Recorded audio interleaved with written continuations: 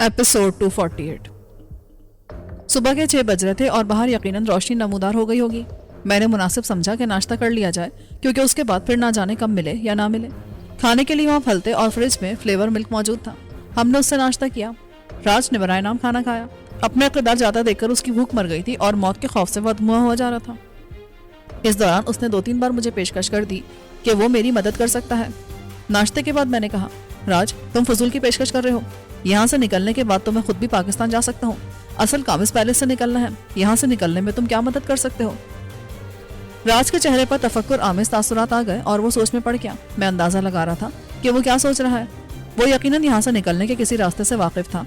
या तो उसे इस्तेमाल करने के बारे में सोच रहा था या फिर इस फिक्र में था कि मुझे बताए या नहीं। मैंने मुनासिब समझा कि असलहे का जायजा ले लूं। एक अदद खुदकार राइफल और उसके 4 इजाफी मैगजीन, जदीद साफ की छोटी शॉटगन और उसके तकरीबन 100 कारतूस थे। इसी तरह बरीटा और आशारिया 38 के 3-3 इजाफी मैगजीन थे। यूँ देखा जाए तो असलहे के लिहाज से पोजीशन बुरी नहीं थी, लेकिन अगर हमें महदूद पैमाने पर अपना दिफा करना पड़ता, यह असलहा 1-2 दर्जन मुसल्लह तरीन अफराद की फौज से मुकाबला करने के लिए नाकाफी था। मगर जिस वक्त मैंने यह असलहा मंगवाया था उस वक्त यही ख्याल था कि बस राज को काबू करना है और बाकी सब खुद काबू में रहेंगे। फिर हम तीनों में से सिर्फ मैं ही असलहा ढंग से इस्तेमाल कर सकता था। बानो अनाड़ी थी और उषा से कोई तवक्को नहीं की जा सकती थी। मैंने राज की तरफ देखा। मेरा ख्याल है तुमने काफी सोच लिया है। अब फैसला कर लो कि हमें उस खुफिया रास्ते से बाहर लेकर जाओगे या नहीं। वह हैरान हुआ, तुम कैसे जानते हो? ये कोई मुश्किल सवाल नहीं है। इस किस्म के महलात में जहाँ दुनिया की आसाइशें हों, वहाँ बुरा वक्त आते भी देर नहीं लगती और उसी बुरे वक्त से बचने के लिए यहाँ फरार का खुफिया रास्ता रखा जाता है। जब कबायलियों ने हमला किया होगा तब भी तुम लोग उसी रास्ते से निकले होगे। उसने सर हिलाया। लेकिन ये पैलेस के अहम तरीन राजों में से है। उससे सिर्फ मैं और बड़ा कुंवर वाकिफ है। कोई बात नहीं, अगर हम भी वाकिफ हो जाए तो। वैसे भी अब तुम्हारा और बड़े कुंवर का रास्ता अलग है, और अगर किस्मत ने यावरी की और तुम दोबारा यहाँ के हुक्मरान बन गए तो खुफिया रास्ता फिर से बनवा लेना। तुम्हारे लिए क्या मसला होगा? खुफिया रास्ते के बजाय अपनी फिक्र करो। बानो ने कहा, अगर बड़े कुंवर ने हमारे खिलाफ ताकत का इस्तेमाल करने का फैसला कर लिया तो फिर भाग भी नहीं सकते। मैंने सर हिलाया। अगर उसने हमले के बजाय कोई और हरबा इस्तेमाल किया, जैसे गैस छोड़ दी, या वो सुकून से बैठकर इंतजार भी करता रहे, यहाँ हमारे पास खाने को है क्या? 2-3 दिन बाद भूख हमें खुद हथियार डालने पर मजबूर कर देगी। राज परेशान हो गया। देखो, ये इतना आसान नहीं है। तुम्हारा मतलब खुफिया रास्ते तक पहुंचना? हाँ, वो यहाँ से कुछ दूर है। अव्वल तो हमें वहां तक कोई जाने नहीं देगा, और हम उस तक पहुंच गए तब भी हमारा पीछा किया जाएगा, और अगर बाहर निकलने में कामयाब हो गए तब भी ये लोग वहां पहुंचकर हमें रोक सकते हैं। तमाम मफरूजात ठीक है, लेकिन हमें यहाँ से निकलना तो है। अब बोलो, अगर तुम राजी नहीं हो तो तुम्हारा क्या फायदा? बानो ने उसके सर से पिस्तौल लगा दिया। क्यों ना तुम्हारी यहाँ लाश छोड़ दी जाए। वो लरस के रह गया। मेरा ये मतलब नहीं था, मैं इनकार नहीं कर रहा, मगर इसमें खतरा बहुत ज्यादा है। तुम इसकी परवाह मत करो। कैसे ना करो? मुझे भी तुम्हारे साथ जाना होगा। मेरी भी जान को खतरा होगा। जान का खतरा तो यहाँ भी है। बानो ने कहा, हम तुम्हें जिंदा छोड़कर नहीं जा सकते। दुश्मन जितने कम होंगे इतना ही अच्छा होगा। तब बाहर जाकर भी तुम मुझे मार दोगे। दुश्मन तुम उस वक्त बनोगे जब आजाद होगे, और हमारे साथ तुम कैदी होगे, इसलिए दुश्मन नहीं रहोगे। जब आजाद करने का वक्त आएगा तो हम अपनी हिफाजत का बंदोबस्त कर लेंगे। बानो होशियारी से उसे कायल कर रही थी। मैंने भी जोर दिया, सोच में वक्त ज़ाया मत करो राज। बास औकात वक्त का ज़िया ही नाकामी का सबब बन जाता है। उसने हथियार डाल दिए। ठीक है, मैं तैयार हूँ। आगे जो भगवान की मर्जी। जैसे हम कहते हैं कि सब करके देख लिया, आगे अल्लाह की मर्जी। यानी पहले हम अपनी मर्जी की कोशिश करते हैं और फिर उसे अल्लाह पर छोड़ते हैं, और ये भूल जाते हैं कि जो होता है वो हमेशा ही अल्लाह की मर्जी से होता है। वहाँ कागज के नाम पर छोटा नोटपैड मौजूद था, इसलिए एक साफ सफेद कपड़े का सहारा लिया गया और राजकुंवर ने उस पर पैलेस के उस हिस्से का तफसीली नक्शा बनाया। उस नक्शे की मदद से उसने समझाया कि हमें कहाँ जाना था। ये जगह उस इशरत कदे से कोई 40 मीटर शुमाल में थी। उस तक जाने के लिए हमें पहले एक एल शक्ल की राहदारी से गुजरना था। जहाँ ये राहदारी खत्म हो रही थी, वहां से दाएं तरफ मुड़ने के बाद हम उस जगह पहुंच सकते थे। दोनों तरफ राहदारियां खुली थी और उनमें कहीं कोई आड़ न थी। ये फासला असल में 80 मीटर्स का था, और अगर हम पूरी रफ्तार से काम लेते तो 1 मिनट से कम वक्त में वहां पहुंच सकते थे। लेकिन इसमें सबसे बड़ी रुकावट Naik and Raman and company की सूरत में मौजूद होती। उनका होना इतना ही यकीनी था जितना इस कमरे के बाहर कुंवर पैलेस का होना। वो भरपूर मज़ाहमत करते।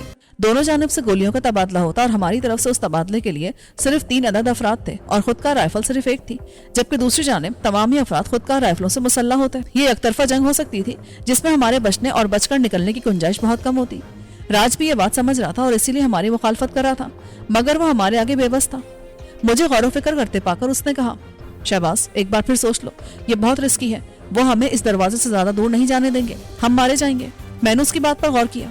इस सूरत में उनको धोखा देकर काम निकाला जा सकता है। कैसे धोखा?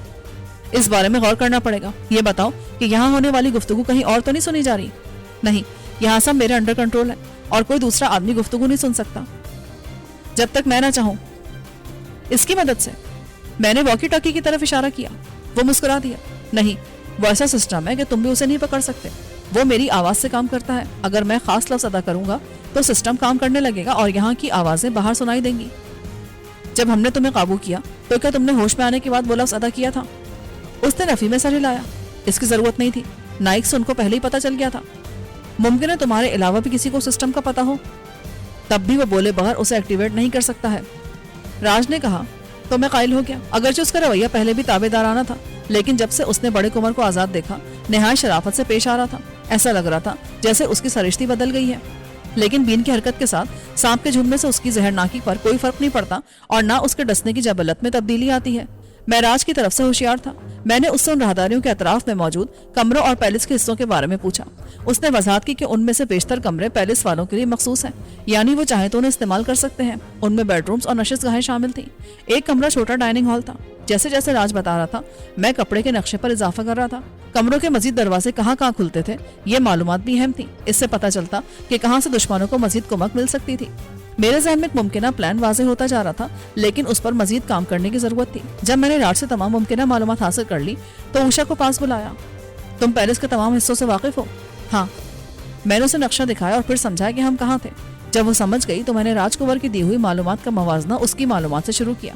कुछ देर में मुझे आइडिया हो गया कि राज ने कहीं गलत बयानी नहीं की थी। उषा ने मेरी तरफ देखा। तू ये क्यों पूछ रहा है? हमें यहाँ से जाना है। मैंने उषा को खुफिया रास्ते वाले कमरे के खाने पर उंगली रखकर कहा। पर क्यों रे? यहाँ तो कुछ नहीं है। यहाँ पैलेस से बाहर जाने का रास्ता है। उषा फिक्रमंद हो गई। पर वो हमें जाने कहाँ देंगे? हमें रास्ता बनाना होगा और इसके लिए खतरा मोल लेना होगा। वैसे हमारे पास एक ढाल तो है। राज का चेहरा सफेद पड़ गया। उसने जल्दी से नफी में सर हिलाया। ये तुम्हारी गलतफहमी है। वो सबसे पहले मुझे मार देंगे, उसके बाद तुम भी नहीं बचोगे। मैं मजाक कर रहा हूँ। मुझे भी मालूम है बड़ा कुंवर और उसके आदमी तुम्हारे दुश्मन है, और दूसरे ये कि खुफिया रास्ता तुम ही खोलोगे, इसलिए हम तुम्हारी हिफाजत करेंगे। हाँ, जब तक तुम हमें धोखा नहीं दोगे जिंदा रहोगे। बानो बोली। कुंवर ने मुझे रश्क से देखा। शहबाज, तुमने एक सादा सी नारी को क्या बना दिया? मैंने आज तक किसी को इतनी तेजी से बदलते नहीं देखा। इसमें मेरा नहीं बानो का कमाल है। मैंने खुद भी आज तक किसी को इतनी जल्दी खुद को बदलते नहीं देखा। कभी मैं भी काम आदमी था और जब हालात ने मुझे इस डगर पर डाला तो मुझे खुद को बदलने में इससे कहीं ज्यादा वक्त लगा था। बानो झेप गई। आप लोग मेरी ही तारीफ करते रहेंगे या यहाँ से निकलने का कोई तरीका भी सोचेंगे? तरीका तो है। मैं बानो को कोने में लाया। हमें हिकमत अमली से काम लेना होगा। मार धाड़ करके उस जगह तक पहुंचना तकरीबन नामुमकिन होगा। कैसी हिकमत अमली? प्लान ये है कि मैं बड़े कुंवर से बात करता हूँ। मैं उससे कहूंगा कि मैं उससे बात करना चाहता हूँ। हम यहाँ से निकलेंगे और जब खुफिया रास्ते वाले कमरे के पास पहुंचेंगे तो अपना रास्ता बदल लेंगे। उस वक्त हमें रोकना जरा मुश्किल हो जाएगा। बानो ने एक नुक्ता उठाया। इसमें एक रिस्क है कि बाहर निकलते हम पर हमला ना हो जाए। इम्कान तो है, लेकिन मुझे उम्मीद है कि जब मैं बड़े कुंवर को मुज़ाकरात की बुनियाद पर हथियार डालने का चारा दूंगा तो वो उस पर जरूर मुंह मारेगा। उसकी भी सबसे बड़ी ख्वाहिश यही है कि मैं सही सालिम उसके हाथ आ जाऊं। ठीक है, जैसा आप मुनासिब समझे। मुझे क्या करना होगा? तुम्हारा किरदार अहम है। जैसे ही हंगामा शुरू होगा तुम और उषा राज को लेकर उस कमरे तक जाओगी और खुफिया रास्ता खुलवाओगी। इस दौरान में मैं बड़े कुंवर के लोगों को रोकूंगा। बानो फिक्रमंद हो गई। लेकिन अगर आप कहीं फंस गए या राज को वरने को चालाकी दिखाई तो? मैं उसके खदशात समझ रहा था। दर हकीकत मुझे खुद भी पूरी तरह यकीन नहीं था कि मैं कामयाबी से इस प्लान पर अमल कर सकूंगा। मुश्किलात बहुत ज्यादा थी और कामयाबी का इम्कान कम था। एक दूसरा प्लान भी था। उसमें बानो और उषा यहाँ से निकल जाती और मैं खुद को बड़े कुंवर के हवाले कर देता। इसकी कामयाबी का इम्कान था, लेकिन फिर मैं बड़े कुंवर के चुंगल में फंस जाता और ना जाने फिर कब बुलू खुलासी होती भी या नहीं। मैंने बानो के सामने ये प्लान भी रखा तो उसने उसे फौरी मुस्तरद कर दिया। ये मुमकिन नहीं है। हम सब यहाँ से साथ ही निकलेंगे वरना नहीं निकलेंगे। ये भी एक ऑप्शन है। अगर हम नाकाम रहे और पकड़े गए तो फिर इसे भी इस्तेमाल कर सकते हैं। पहले मैं शायद ये बात मान भी जाती, लेकिन अब मैं आपको छोड़कर नहीं जाऊंगी। उसने जिद्दी लहजे में कहा। मैंने बहस नहीं की और मौजू बदल दिया। ठीक है, मैं बड़े कुंवर से बात कर रहा हूँ, लेकिन इससे पहले हमें पूरी तरह प्लान समझ लेना चाहिए। राज गौर से हमारी तरफ ही देख रहा था और शायद बातें सुनने की कोशिश भी कर रहा था, लेकिन मैं और बानो बहुत धीमी आवाज में बात कर रहे थे। मेरा ख्याल था कि अब जो प्लान था उससे राज को बेखबर रखना जरूरी हो गया था, क्योंकि वो दरमियान में गड़बड़ कर सकता था। वैसे भी अमल हम 3 अफराद ने करना था, इसलिए उसका बेखबर रहना जरूरी था। मैंने उसे वॉशरूम के दरवाजे के पास जाने और मुंह दीवार की तरफ करके खड़े होने का हुक्म दिया तो उसका मुंह खुला रह गया। ये क्यों? सवाल मत करो, जो कहा जा रहा है वो करो।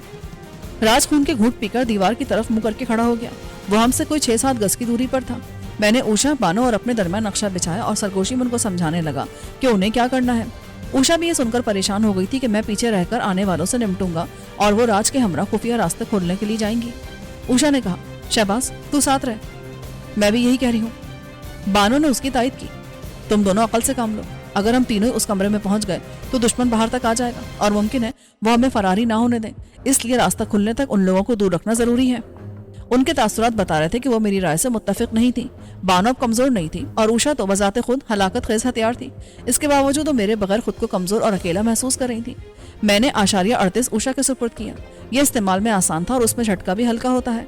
वो उसे आसानी से इस्तेमाल कर सकती थी। बरीटा से बानो ने फायरिंग की मशक भी कर ली थी और वो उसका तेज झटका बर्दाश्त कर सकती थी। फिर खाली हाथों से भी वो राज को काबू कर सकती थी। बाहर निकलती तुम दोनों राजकुंवर के साथ रहोगी, बल्कि हो सके तो उससे चिमट जाना। बानो ने कहा, मैं ऐसा नहीं कर सकती। इससे तो बेहतर है मैं गंदे जानवर के साथ चिमट जाऊं। उषा हंस पड़ी, मैं चिमट जाऊंगी, उसका आखिरी समय अच्छा बीतेगा। खुदा के लिए आहिस्ता बोलो।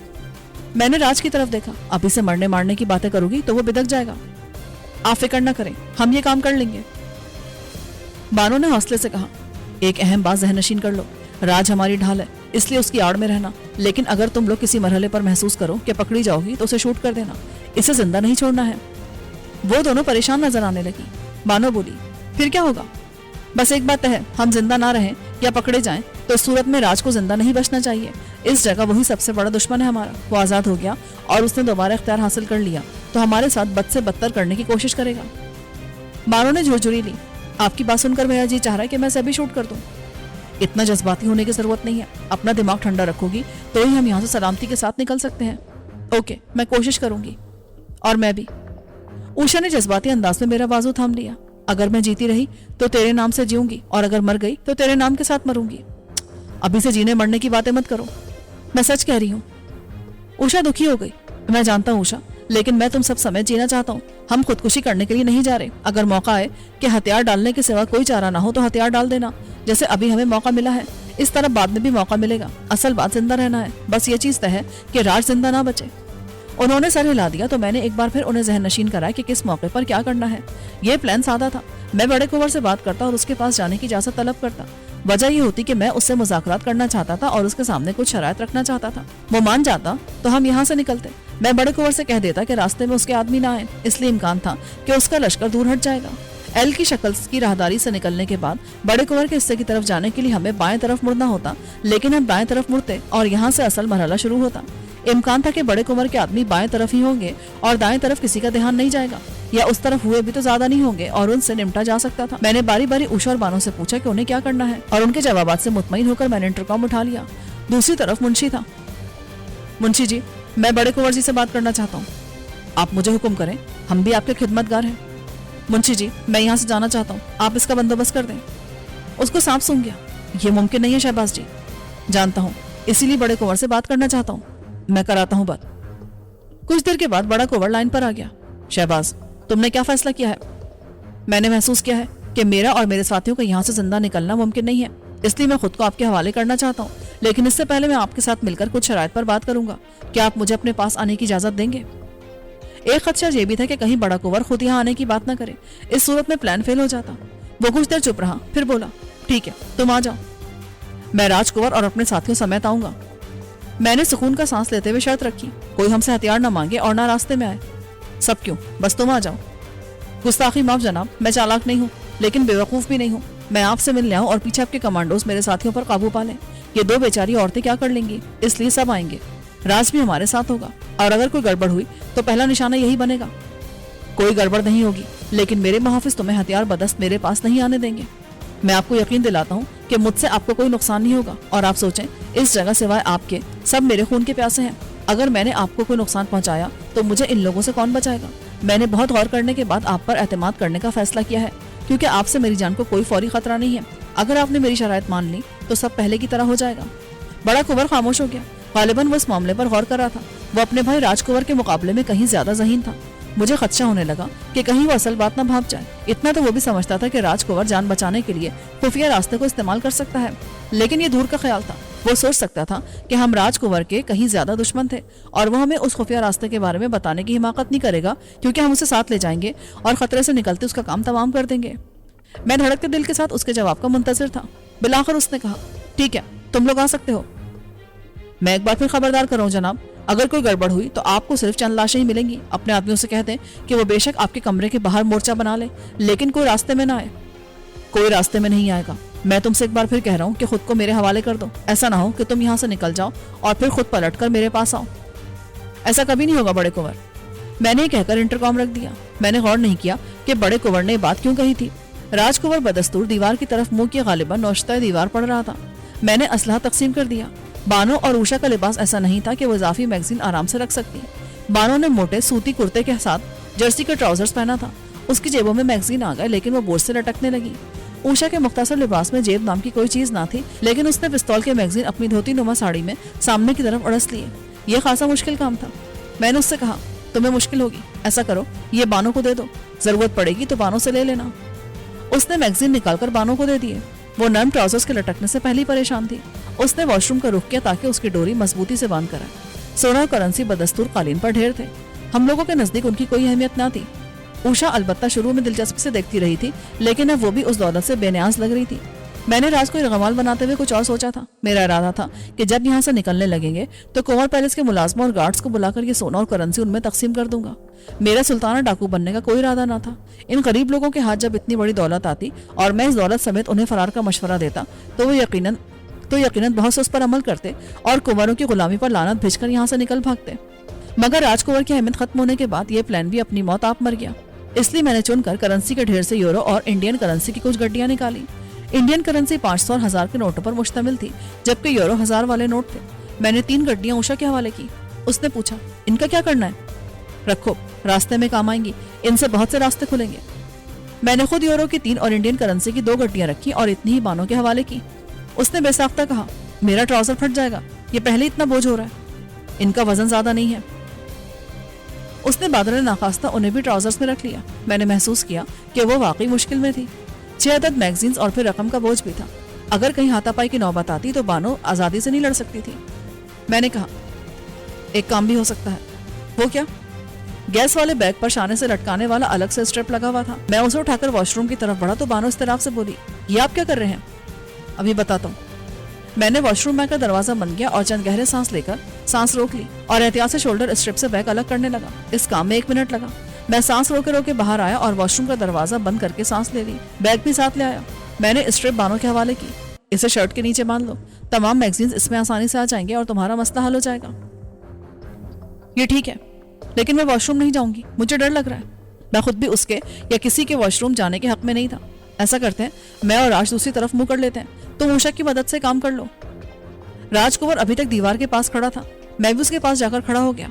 उसने शिकायती लहजे में कहा, मैंने आज तक ऐसी जिल्लत बर्दाश्त नहीं की। दुरुस्त, क्योंकि तुम खुद दूसरों को जलील करने के आदी हो। आज के दिन तुमने बहुत कुछ देखा होगा और अभी मजीद देखोगे। तुम बहुत खतरनाक काम करने जा रहे हो। अगर बड़े कुंवर ने तुम्हें कोई गारंटी दी है तो उसके पीछे कोई धोखा ही होगा। मैंने कभी किसी की गारंटी पर एतमाद नहीं किया और ना ही अब करूंगा। मुझे सिर्फ अल्लाह और अपने जोरे बाजू पर एतमाद है। बाकी जो किस्मत में लिखा है वो तो होकर रहेगा। तुम्हारा प्लान क्या है? जल्द तुम्हारे सामने आ जाएगा, लेकिन एक बात याद रखना, यह हमारे लिए जिंदगी और मौत का मरहला होगा। इसमें या तो सब पार होंगे या सब डूब जाएंगे। इसलिए दिल में अगर कोई शरारत का ख्याल है तो निकाल दो, वरना सबसे पहले तुम मरोगे। मैं तुम्हें वचन देता हूँ, मैं कुछ नहीं करूंगा। वो घबरा कर बोला, मुझे तुम्हारे वचन की जरूरत नहीं है, मैं तुम्हें सिर्फ खबरदार कर रहा हूँ। बानो और उषा ने मिलजुल कर ये मुश्किल काम निपटा लिया। भारी मैगजीन से बानो को निजात मिली तो उसने उषा की रकम भी अपने ट्राउजर्स की जेबों में रख ली। फिर उसने मुझसे कहा, मैं इसे सजा देना चाहती हूँ। उसका इशारा कुंवर की तरफ था, उसका इशारा राज की तरफ था। राज का चेहरा हस्बे मामूल खौफ से सफेद पड़ गया। क्यों? मैं तुम्हारे साथ ताउन कर तो रहा हूँ। उसने बिलबिला कर कहा, फिक्र मत करो, मैं तुम्हें कोई जिस्मानी सजा नहीं दे रही। बानो ने कहा और शराब की एक बोतल उठाकर करेंसी के नोटों पर उलटने लगी। ये क्या कर रही हो? यहाँ आग लग जाएगी। अच्छा है, इससे जरा अफरा तफरी फैलेगी और इन लोगों की तवज्जो भी उधर होगी तो हमें इसका बहुत फायदा होगा। बानो बोली। मैंने महसूस किया कि वो ठीक कह रही थी। राज घबरा गया।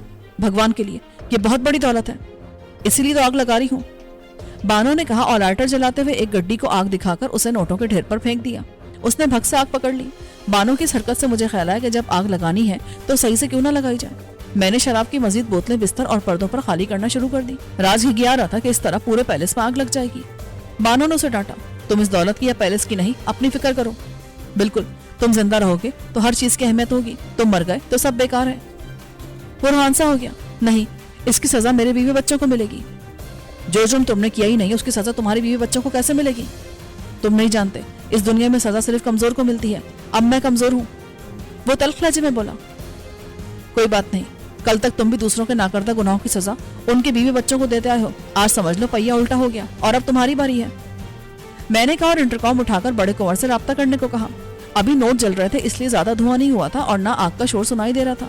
अलबत्ता कुंवर लाइन पर आया तो मैंने कहा, हम बाहर आ रहे हैं, 2 मिनट के अंदर तुम्हारे तमाम आदमी रास्ते से हट जाएं। चले आओ, कोई तुम्हारा रास्ता नहीं रोकेगा।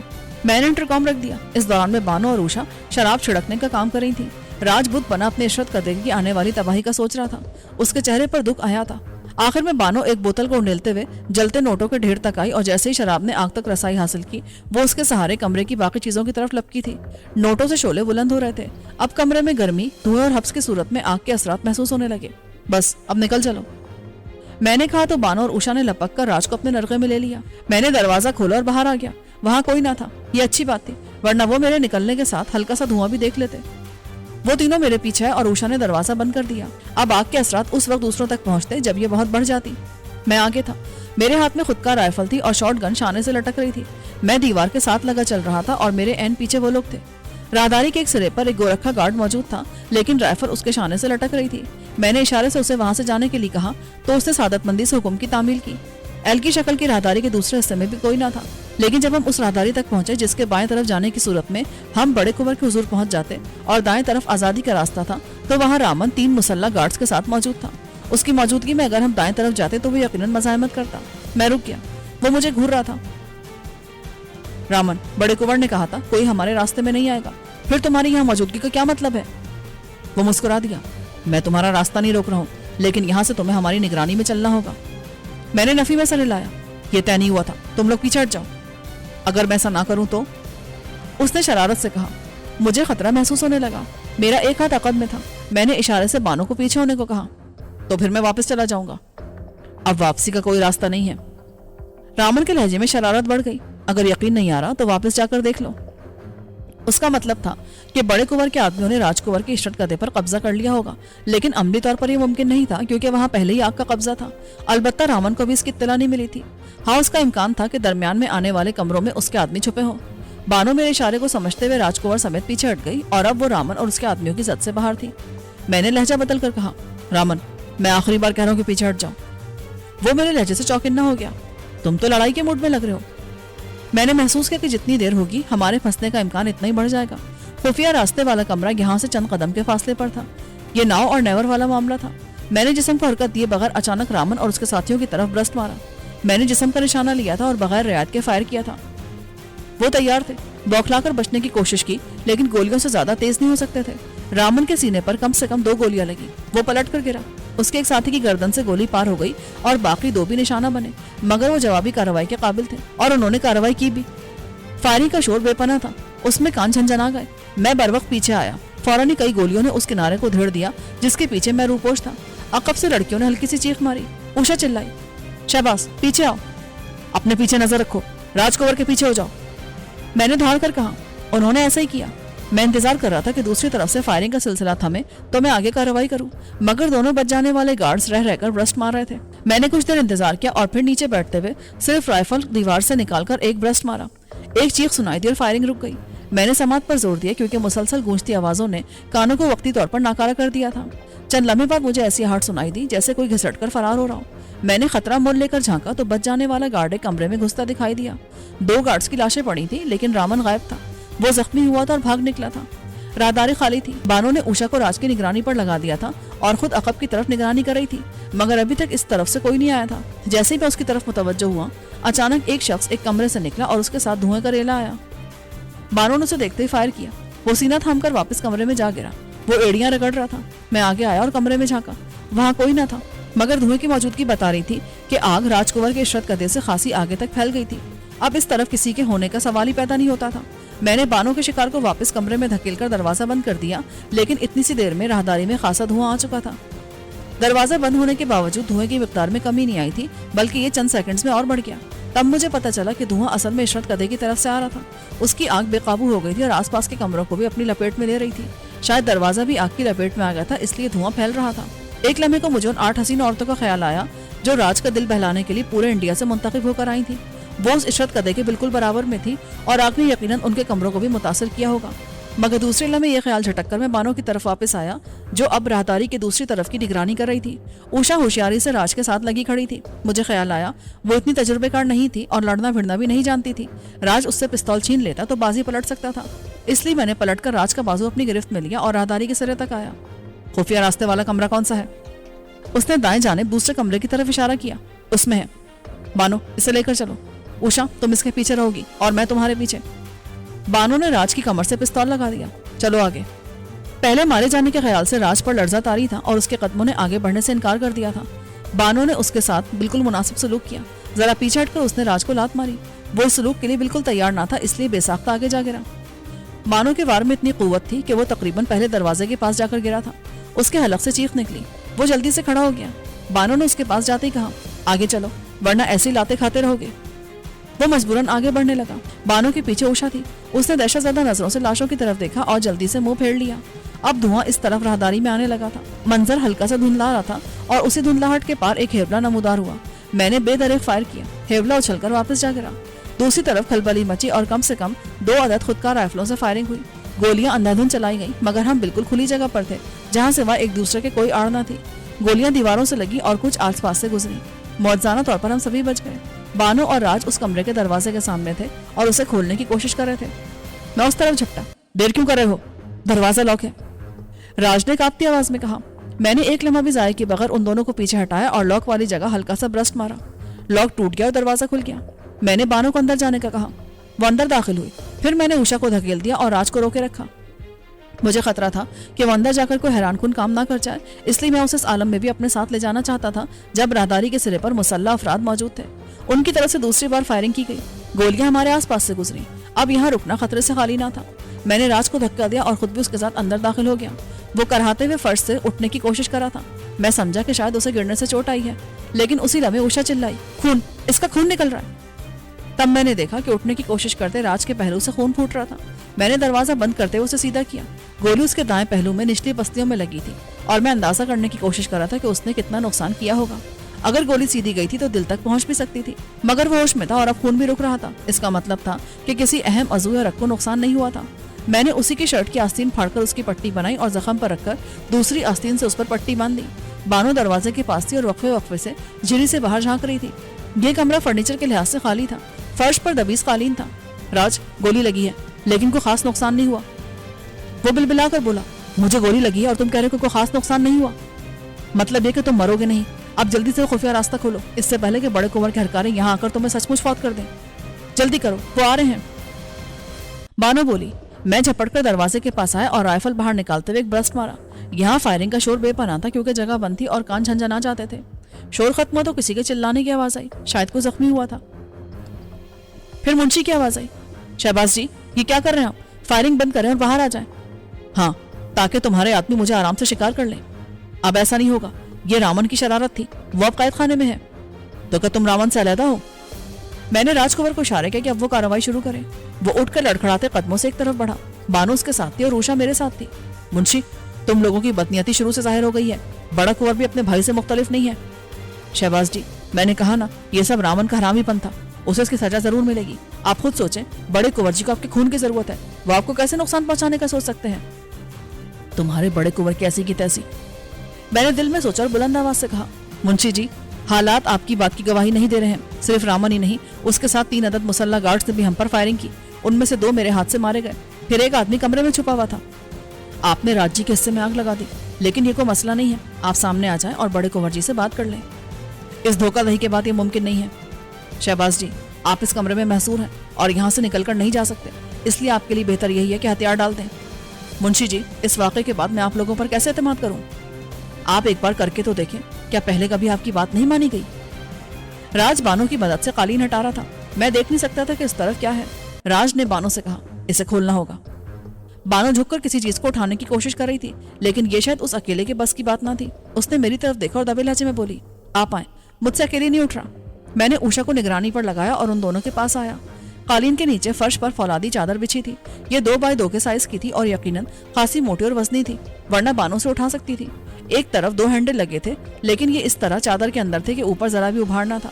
राज अपने जख्म की तरफ झुका हुआ खड़ा था, उससे मदद की तवक्को मुहाल थी। मैंने झुककर दोनों हैंडल थामते हुए उसे उठाने की कोशिश की। वो जरा सा उठा, मगर मुझसे भी पूरा नहीं उठ रहा था। राज ने कहा, ये बहुत वजनी है, 2 बहुत ताकतवर आदमी से मिलकर उठाते हैं। मैंने राइफल और शॉटगन उतारकर पास रख ली और फिर कोशिश की, मगर इस बार भी तख्ता पूरा नहीं उठा था। ये देखकर बानो आगे आई। उसने उठे तख्ते में हाथ फंसाए। जगह मुख्तसर थी, इसलिए उसे मुझसे लगकर ये काम करना पड़ा, मगर ये शर्माने का वक्त ना था। उसने भी पूरा जोर लगाया और हमने तख्ता उलट दिया। खुशकिस्मती से दूसरी तरफ दबीस कालीन था, वरना उसके गिरने का बहुत जोरदार धमाका होता। फिर भी धमक हुई और मैं फिक्रमंद हो गया कि ये धमक बाहर तक ना गई हो। तख्ते के नीचे एक दरवाजा था जिस पर नंबरों वाला ताला लगा था। राज ने उसके पास बैठते हुए उसका नंबर मिलाया। मैं उसकी तरफ ध्यान दिए बगैर राइफल और शॉटगन उठाकर दरवाजे तक आया। बाहर राहदारी दूर तक सुनसान थी। अब धुआं कम हो गया था। इसका मतलब था वो लोग आग पर काबू पा चुके थे। मैंने कहा, ठीक है मुंशी जी, मैं आपकी बात मान लेता हूँ, मगर मेरी एक शर्त है। कैसी शर्त? वो बेताबी से बोला, रामन को यहाँ लाया जाए और मेरे सामने गोली मारी जाए, तब मुझे यकीन आएगा कि बड़े कुंवर जी इस साजिश में शामिल नहीं थे।